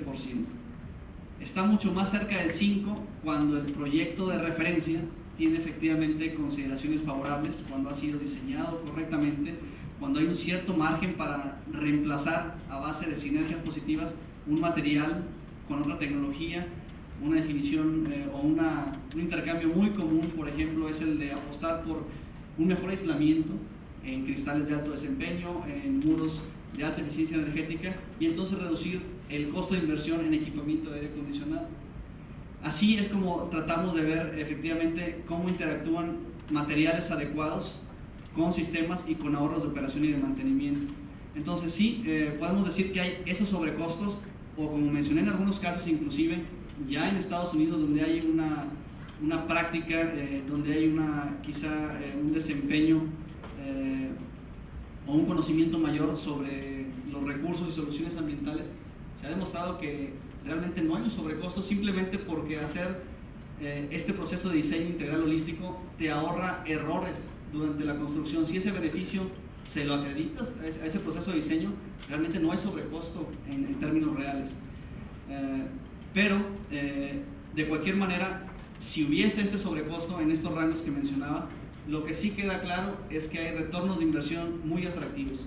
Estos retornos de inversión es una suma de eficiencias o de retornos de inversión individuales de cada uno de los sistemas o tecnologías o decisiones que se toman.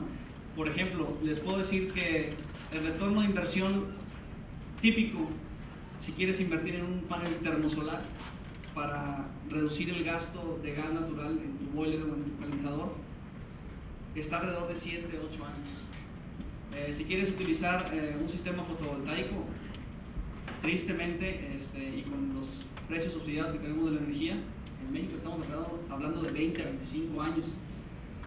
Cuando utilizamos un sistema de alta eficiencia energética de aire acondicionado, el retorno de inversión no va a pasar de 5 años.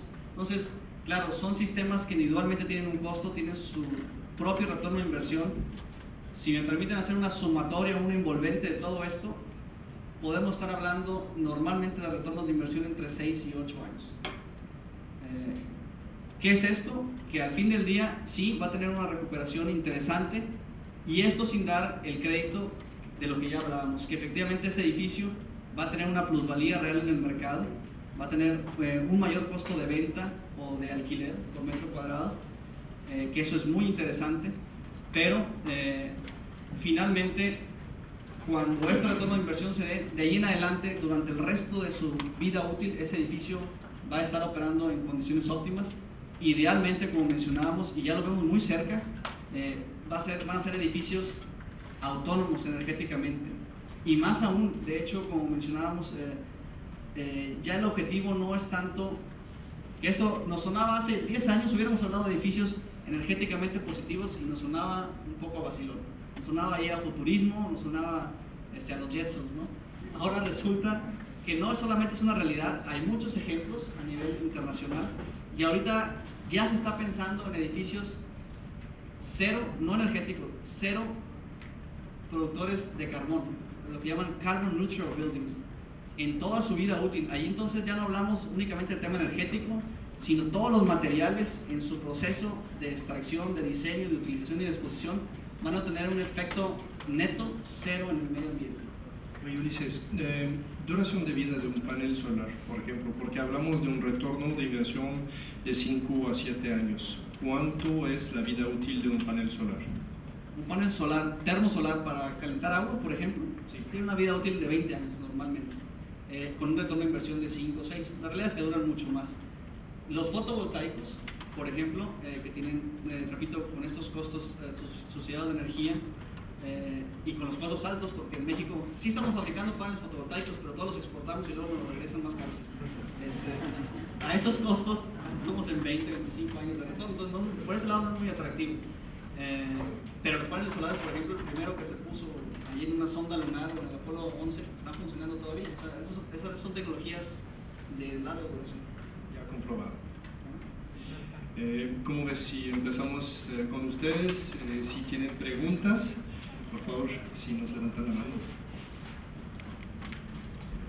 Antonio. Gracias. ¿Qué tal?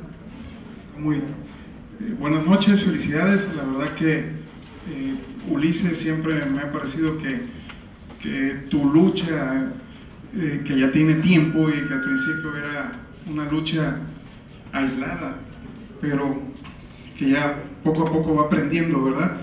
Me parece muy bien. Alexandre, qué bueno que redondeaste con todas estas conocimientos de la manera de vivir en tu país.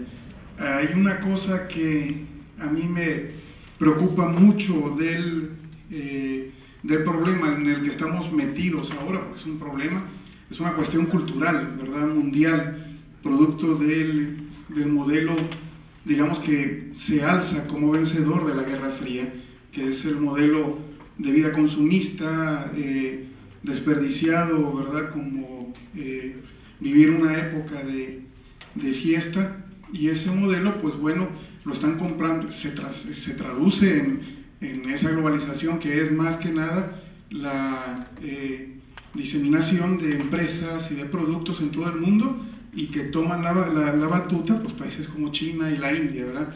Producen, pero no solo producen en grandes cantidades, disminuyen el costo, porque todo está en función de la economía, y al mismo tiempo quieren el modelo de vida de aquellos países que han promovido esa cultura. Entonces estamos metidos en un... ¿Quién se le pone a la India? ¿Quién se le pone a China? ¿Verdad? Es imparable. Además, los que podrían hacerlo no lo hacen porque ya están metidos hasta las patas en intereses económicos, ¿no? Y nosotros compramos ese modelo, y resulta que vivir se forma al consumidor desde pequeño. Se crean centros comerciales como Kitsania y todo eso, donde se enseña sonrientemente a ser un consumidor, se le enseña a vivir la vida, y que eso pues, se le enseña, esa fue una justificación, se le enseña a consumir y comprar. Entonces estamos metidos en un verdadero asunto que es muy profundo, ¿no? Por ejemplo, los modelos que en este momento se ponen como quizá los más avanzados en el uso de tecnologías y de vivienda, pues son los países nórdicos, poco Australia, también tienen que ver con la cultura. Es decir, en esos países la igualdad, la solidaridad no es extraño, que sean los más honestos y también sean los más solidarios, ¿no? Los que más dan ayuda al tercer mundo. Ese tipo de cultura no se promueve. Cuando se firma el Tratado de Kioto, ¿verdad?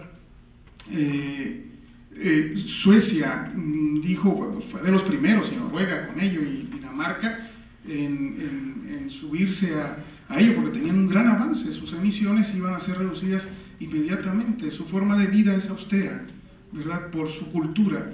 Tratar de traducir eso a un país como el nuestro, que está embelesado por el modelo de la vivienda aislada, del automóvil, por presunción, la división de clases rampante que aquí pulula, los mismos pobres, cuando en un momento dado llegan a ascender, que es casi imposible aquí, copian el mismo modelo de vida de esas clases derrochadoras.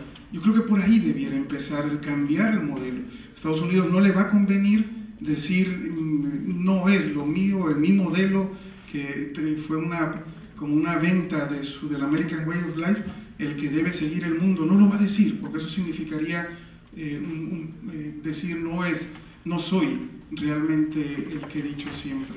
Y los países que compramos el cuento, como nosotros, pues tampoco cambiamos, porque aquí el que tiene dinero es el que tiene poder y tiene la razón. Entonces tiene que haber un cambio muy profundo. Si no, estas cuestiones tecnológicas se quedarán en 1, 2 edificios, 3 edificios, mientras que el resto seguirá consumiendo hasta que ya nos llegue al cuello y preguntemos qué pasó, ¿verdad? Entonces, a mí me parece que va por ahí también, cultural, ¿no?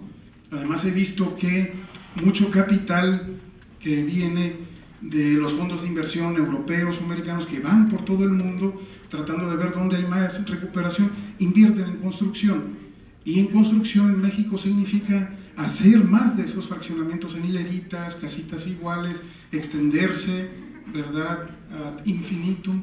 Entonces hay un juego muy mezquino de intereses internacionales y por otro lado de una cultura, de una forma de vida que se añora y que se sueña, y si no se cambia todo eso, vamos a seguir teniendo muchas conversaciones, y ese esfuerzo que ustedes o que tú haces y que se vive en Suiza y se vive en otros países como los nórdicos, pues aquí parecerá flor de un día, me parece, en mi opinión.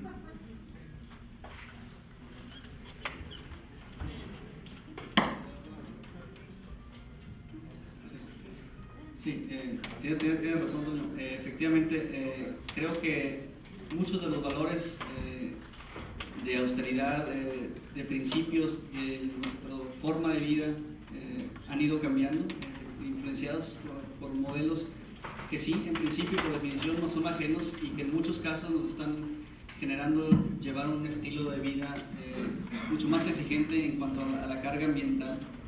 Tienes razón. Ahí vemos que hay muchas soluciones, por ejemplo, en Norteamérica, que están tratando de revertir su efecto nocivo al medio ambiente, pero claro, hay un mérito, pero también sabemos que hay un gran potencial de mejora. El norteamericano promedio vive, o solía vivir, como le damos así, o de desempeño como en otros países desarrollados, que efectivamente de alguna manera, si queremos ir, ya han cumplido una cierta cuota. De hecho, todo eso es precisamente el objetivo del famoso protocolo de Kioto, donde ya los países avanzados efectivamente tienen que pagar por contaminar. Potencialmente nosotros podemos vender nuestros bonos de carbono en proyectos de mecanismo de desarrollo limpio, que como decía, no hemos sabido concretizar esa oportunidad. Pero bueno, sí desafortunadamente creo que hay muchos elementos que son de principio regresar en medida de lo posible a esas formas más auténticas de vida que teníamos. Lo que sí creo que sí es muy justo es reconocer de que una gran parte de la población, sí, de pronto podemos entender que se le estamos abriendo los ojos a nuevas necesidades que no eran parte de sus requerimientos básicos, pero en lo que sea en materia de un confort, de una condición de vida más humana, yo creo que eso sí hay que pelearlo. De ahí en adelante sí puede haber futilezas, puede haber excedentes, pero sí creo que podemos encontrar un nivel interesante, sobre todo si buscamos esa transformación de las masas. Nosotros sabemos, desde el punto de vista del Consejo de Edificación Sustentable, que nosotros somos la zanahoria. Somos los que estamos promoviendo estos pocos edificios de clase mundial, que como tú dices, de pronto serán un puñado año por año, que sí pueden tener mucho efecto comercial, pueden tener realmente mucha atracción desde el punto de vista como un referente de lo que se está haciendo bien, pero hay poco potencial de réplica. Es un mensaje muy poderoso, pero queda este gran vacío, como mencionaba, entre lo que son los estándares mínimos que se generan a través de los códigos y reglamentos de construcción y estos pocos edificios que tienen una calificación a nivel internacional. Ahí es donde yo creo que efectivamente falta una entidad o un grupo de organizaciones que generen algo que incentive a esa masa crítica. Entonces, creemos que por abajo se está empezando con el tema de vivienda de interés social, como lo mencionaba la iniciativa de CONAVI, Infonavit. Ahí se empieza un poco a sacudir el mercado. Nosotros tratamos de estirar con el tema de estos edificios de clase mundial, pero esa gran masa efectivamente requiere una respuesta, unos alicientes, unos incentivos muy peculiares, y desafortunadamente nadie está trabajando en ello. Entonces creo que ahí se ve un gran potencial para que algunas instituciones se pongan a trabajar en esa área. Ulises, vamos a tomar una pregunta más, por favor. Gracias. Buenas noches. Entiendo que los Estados Unidos no firmaron el protocolo de Kioto, y entiendo que los Estados Unidos producen el 50% de la polución mundial. ¿Qué nos va a pasar?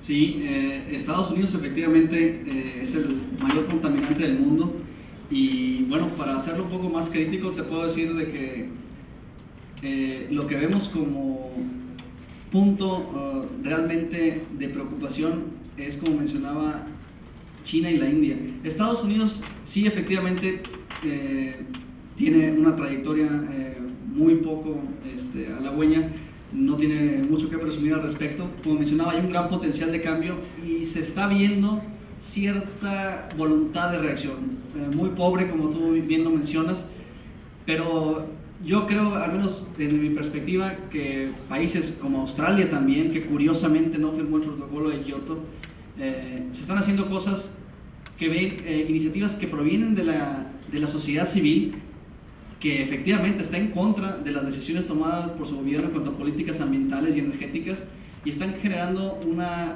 contracorriente, una propuesta de cambio interesante. Yo creo que en esos países en particular, de economías abiertas, se va a mantener un cierto equilibrio, tendrán sus problemas, pero si me preguntas, yo me preocupo mucho más por China y la India, sobre todo China. O sea, en China, cada 2 meses se genera de la nada una ciudad del tamaño de Monterrey. Están construyendo cientos de rascacielos más grandes de los que tenemos aquí cada semana, más de los que tenemos aquí en México. Si eso se está haciendo de una forma desordenada, bueno, también hay un ejemplo muy curioso, los Emiratos Árabes. Si estos protagonistas no entran al juego, realmente vamos a estar en apuros en cuanto a la escasez de recursos naturales. Aquí brevemente menciono, tuvimos de invitado al ministro de Construcción de China hace un año ya, y le preguntamos, bueno, ¿cuál es su punto de vista en materia de preservación del medio ambiente? ¿Por qué les interesa el tema de la edificación sustentable? Bueno, nosotros esperamos una respuesta, decir, bueno, no, es por nuestra religión, nuestra filosofía de vida, de proteger a todo ser vivo. Dijo el tipo, no. El tema es que no existe planeta suficiente para darnos los satisfactores que vamos a tener en este crecimiento que tenemos. Hoy en día, como sabemos, hay 150 millones de chinos viviendo a un nivel y a un estándar de recursos de consumo energético y de recursos ambientales como Estados Unidos, pero van pintando para que en 15, 20 años esa cantidad se duplique. Sabemos que no existe planeta suficiente para aguantar 3 Estados Unidos más, como lo mencionabas. Entonces, estas economías gigantescas emergentes, efectivamente hay que irlas monitoreando.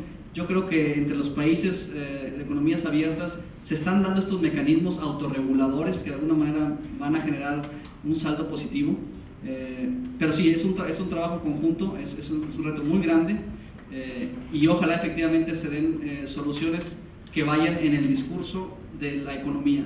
Cualquier propuesta de choque hemos visto que ha sido poco eficiente. Hay que hablar en un lenguaje que entiende el inversionista, que entienden los profesionales de la construcción, y bueno, creo que se están dando ya ejemplos de casos exitosos. Moisés, quisiera cerrar tu plática y agradecerte con 3 palabras: conciencia, obviamente, responsabilidad y sobre todo educación. Muchas gracias, Ulises.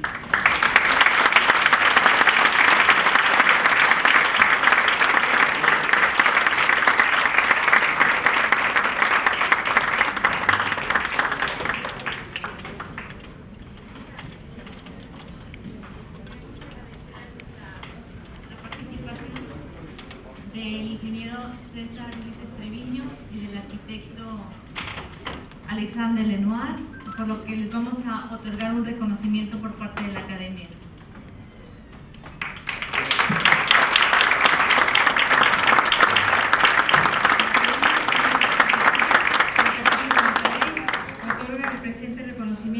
a César Ulises Treviño por su valiosa colaboración con la Academia.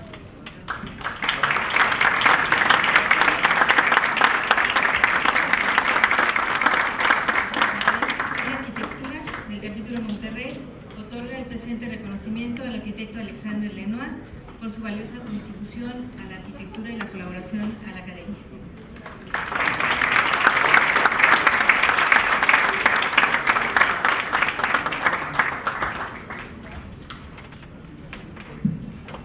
Pasamos ahora a la premiación del Gran Premio de Arquitectura Joven y le pedimos al licenciado Eric Rosales, representante de Tersa, nuestro patrocinador del evento, que pase al presidio. También aprovecho para reconocer la presencia de la arquitecta Ana Karina Gómez, la directora de arquitectura de la UDEM.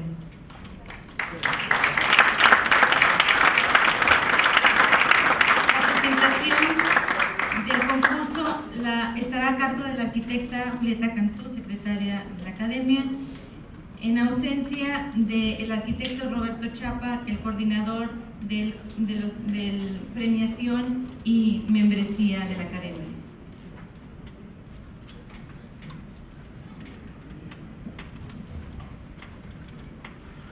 Buenas tardes. El premio Arquitectura Joven en su 7ª edición de este año tuvo como proyecto, como problema para resolverse entre las universidades, una estructura vertical, un edificio de 100 metros para conmemorar el bicentenario de la independencia de México como uno de los temas así simbólicos, pero también muy importante que fuera sustentable.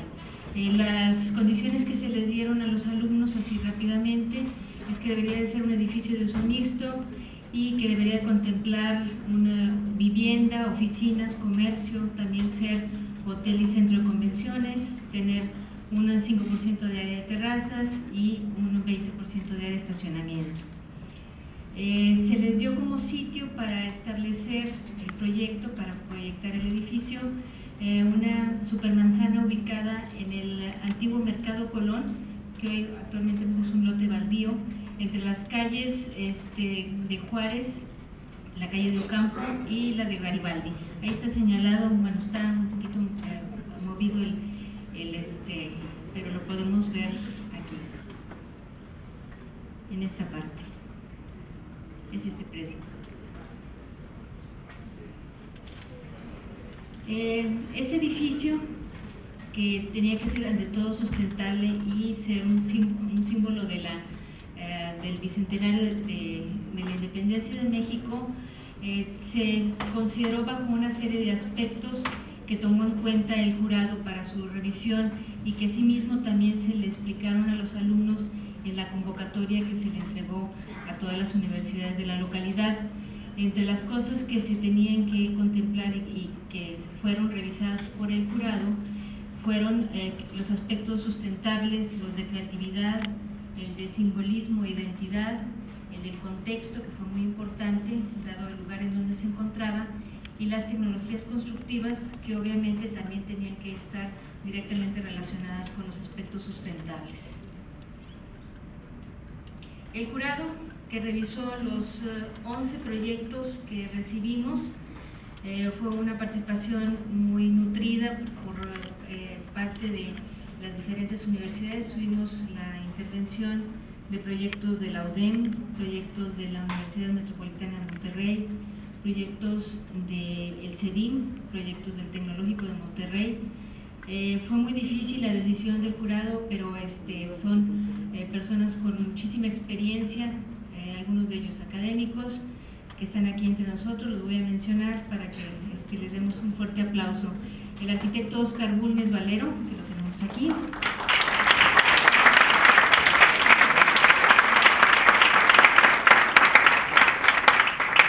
El arquitecto José Ángel Camargo Híjar, que también está con nosotros.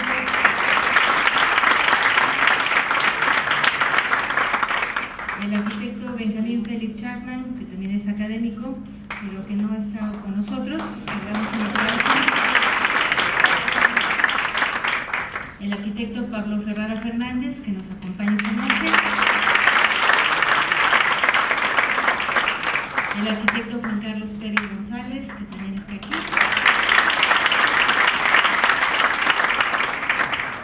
el arquitecto Carlos Miranda de la Garza, que también está aquí,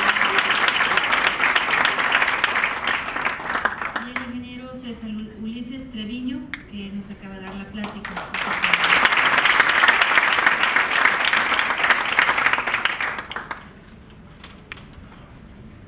Aquí hay una escena donde nos muestra cómo el arquitecto Roberto Chapa, que es el coordinador de la Comisión de Premiación y Membresía, que es el responsable de este concurso, explicó en el evento de selección de los proyectos ganadores cuáles eran las bases, los criterios, y pues por ahí aquí vemos reunidos a los miembros del jurado, Roberto Chapa al frente, y también representantes de Tersa, que fue la empresa patrocinadora que está muy involucrada con el respeto al medio ambiente.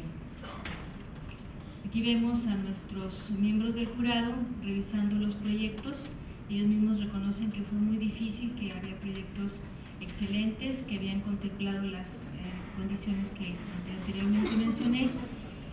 Y bueno, por ahí los vemos deliberando, tomando notas, sacando sus pequeñas tablitas para sacar finalmente los valores finales que nos dieron a los finalistas. Aquí vemos a los representantes de Tersa, entre ellos a licenciado Eric Rosales, que está aquí con nosotros, que ha sido un colaborador muy importante dentro de todo este proceso para llevar a cabo el Premio Arquitectura Joven. Y pues aquí vemos algunos proyectos. Y les voy a presentar a continuación así, a grandes rasgos, ya para no entretenernos mucho, para que tengan una idea de cuáles fueron los proyectos. Se presentaron, como les decía, 11 proyectos. El proceso es anónimo, se entrega en sobre cerrado los nombres de los miembros del equipo, así como el nombre del asesor profesor de su universidad. Hubo equipos que fueron mixtos, de alumnos de la UDEM, alumnos del TEC, también profesores que estuvieron trabajando en la UDEM o con el TEC, por ejemplo, también con la Universidad Metropolitana. Estos proyectos se presentarían entonces, por consiguiente, en completo anonimato, para que el jurado no pudiera saber ni siquiera los nombres y por siguiente tampoco la universidad de que procedía el proyecto. Tenemos acá otro de los proyectos, les pusimos nada más equipo 1, equipo 2 para que no hubiera ninguna identificación. Se les dio como requisito que como máximo podían entregar 4 láminas. Tuvimos el caso de una lámina grande donde se ilustra todo lo contenido de lo que se pedía. Tenemos otro por acá. Uno más, les digo, la cantidad de láminas podía variar. Lo importante es que en ellas estuviera todo lo más esencial que se solicitaba. Otro más, también la técnica variaba, eso ya también nos habla de la forma en que se expresan nuestros alumnos de las diferentes universidades, y a su estilo muy particular de cada uno de ellos también. Y lo que comentaba el jurado es que en todos lo importante es que habían investigado los aspectos de su sustentabilidad, sobre todo, en ello se fijaron en sobremanera. Este es otro de los proyectos. Como pueden ver, pues son siempre considerando la idea de la torre emblemática, considerar el contexto, que fue muy importante, también la cuestión del uso mixto de los edificios, del edificio, o las torres, podían ser 2 torres inclusive, o un conjunto. Este es el último proyecto que se presentó. Digo, bueno, el que tenía número 11, por decir una cosa. Ahora le voy a pedir al licenciado Eric Rosales que nos dirija unas palabras para luego ya pasar a dar la información de cuáles fueron los proyectos seleccionados.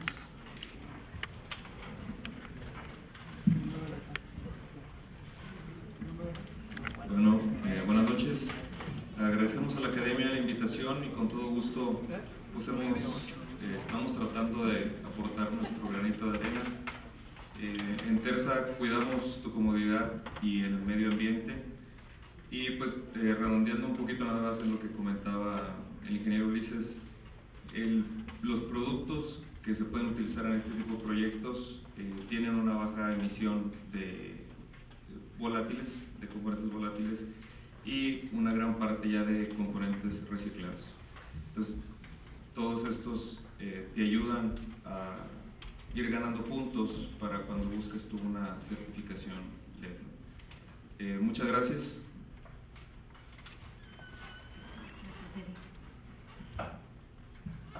Bueno, a continuación ya presentaremos a los ganadores de acuerdo al veredicto del jurado. Los miembros de Tersa estuvieron como testigos para cerciorarse de que fuera completamente objetivo el proceso.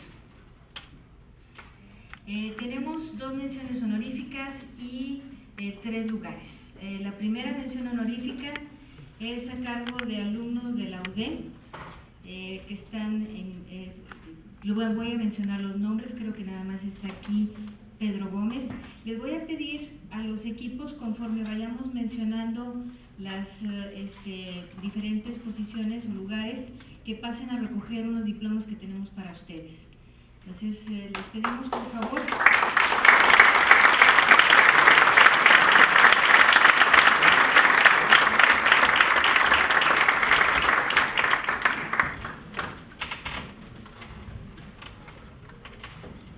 Creo que está Eric González Díaz Barreiro.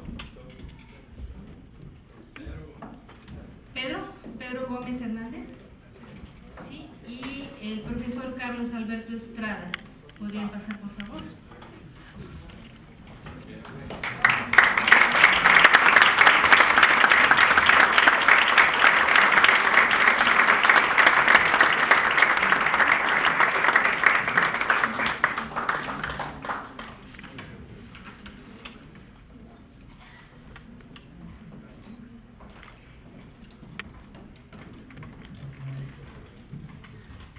La segunda mención honorífica es para el equipo que nosotros le pusimos número 11, es para Luis Miguel Torres Gamboa del CEDIM, y la maestra asesora fue la arquitecta Margarita Flores, que es la directora del departamento.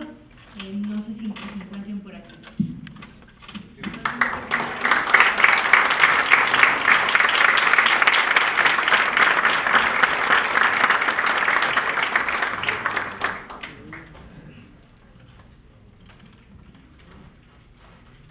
El tercer lugar es para Alan Alexander Arjona, para Jesús Óscar Gómez Almada, Jorge Alberto Obregón Garza, del Tecnológico de Monterrey, y los profesores son el doctor Diego Rodríguez y el arquitecto Jorge Salinas. Por favor.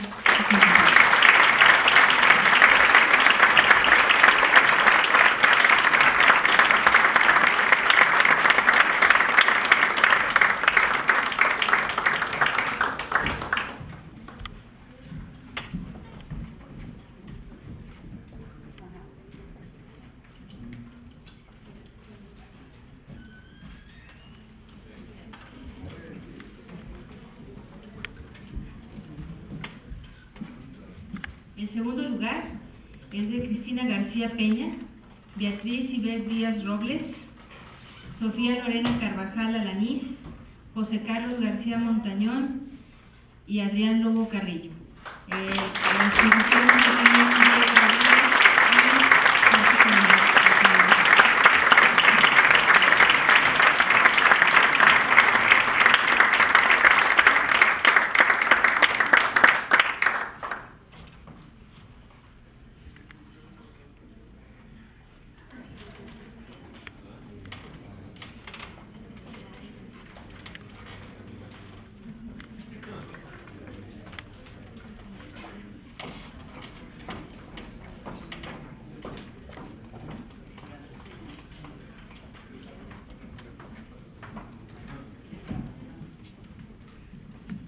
Finalmente, como primer lugar, tenemos al equipo de Armando Rodríguez Guillermo Ruiz y Patricia Ramos, con un proyecto que es titulado Forma Natural. La comunidad de Monterrey, el profesor es el arquitecto Agustín Milano.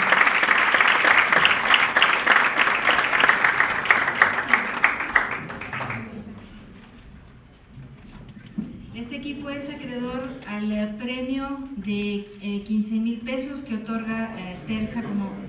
¿15,000, perdón? Ahí está. No, pesos.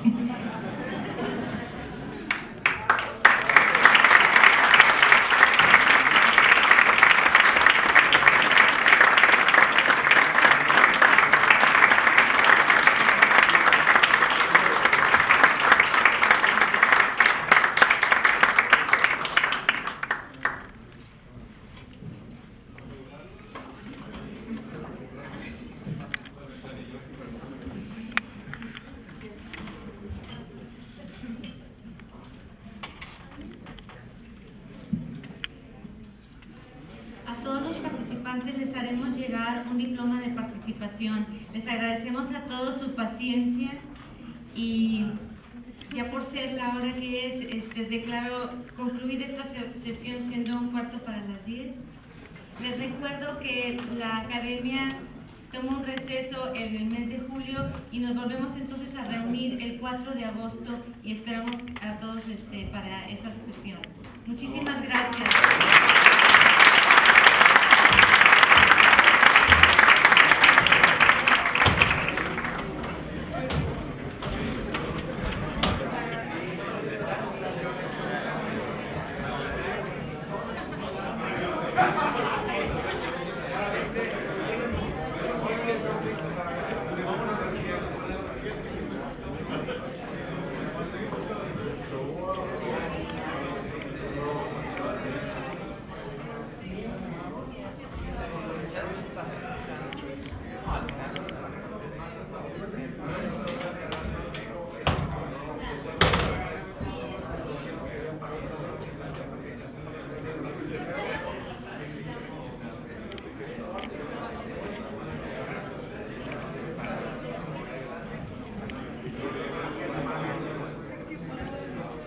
Thank you.